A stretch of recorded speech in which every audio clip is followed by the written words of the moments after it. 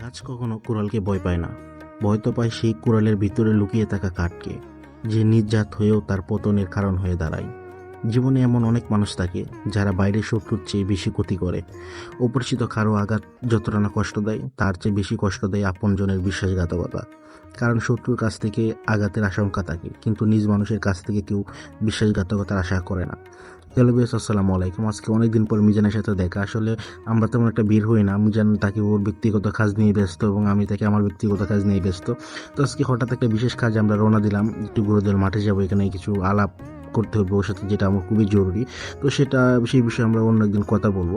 কিন্তু যেতে যেতে আসলে দুজনের মধ্যে অনেক আলাপ হয়, যেহেতু বহুদিন পর একসাথে কোথাও বের হয়েছি আমরা। তো ভাবলাম যে একটা রিক্সা নিয়ে নিই, সেটা তো হয়তো নিরিবিলি থাকবে, দুজনের মধ্যে আলাপটা ভালোভাবে বলতে পারবো। তাই ভেবে আমরা উঠতে না উঠে আমরা একটা রিক্সাতে নিয়ে চলে যাই। তো দেখতে দেখতে আমরা চলেও আসলাম। আসলে কি, অনেকদিন পর বন্ধুর সাথে দেখা হয়, বিষয়টা অন্যরকম। আসলে অনেক কথাই থাকে যে কথাগুলো আমরা হয়তো ব্যস্ততার জন্য বলতে পারি না। আসলে নিরিবিলি কোথাও দেখা হলে আসলে সেই কথাগুলো মন খুলে বলা হয় এবং একটা প্রশান্তির একটা জায়গা তৈরি হয়। তো আমরা দেখতে দেখতে চলে আসলাম। আসলে ভালো লাগতেছিল, এত গরমের মধ্যে একটা বাতাস। তো আসার পর বলতেছে এই ওটা কি বলে আমি জানি না, আসলে নামটা মনে পড়ছে না, পেঁয়াজু। হ্যাঁ, ওই পেঁয়াজু খাবে, তো নিয়ে নিলাম দুজন পেঁয়াজু। আসলে খাচ্ছিলাম, এটা গরম গরম খেলে হয়তো ভালো লাগতো, কিন্তু আমরা খেয়েছিলাম ঠান্ডা, তার জন্য তেমন একটা ভালো লাগে নাই। তো খাওয়ার পরে আমরা আসলে যাব, আমাদের আরেকজন গেস্ট আছে, ওইখানে চলে যাব। আসলে যে বিশেষ দরকার আসছিলাম, এই বিশেষ দরকারটা আসলে একটি ভালো কাজেই। আসলে জানি না সেটা কতটুকু আমরা সফল হতে পারবো এবং পরবর্তীতে আমাদের জন্য কি অপেক্ষা করতেছে।